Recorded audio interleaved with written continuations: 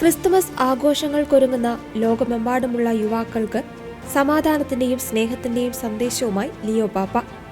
നമ്മുടെ ഹൃദയത്തിൽ സമാധാനമില്ലെങ്കിൽ ക്രിസ്തുമസ് ആഘോഷങ്ങൾക്ക് അർത്ഥമില്ല.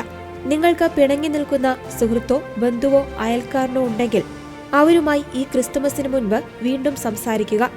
സമാധാനമുണ്ടാക്കുവാൻ ആദ്യം മുൻകൈ എടുക്കുന്നവരാണ് യഥാർത്ഥ ധീരരെന്ന് ലിയോ പാപ്പ പറഞ്ഞു.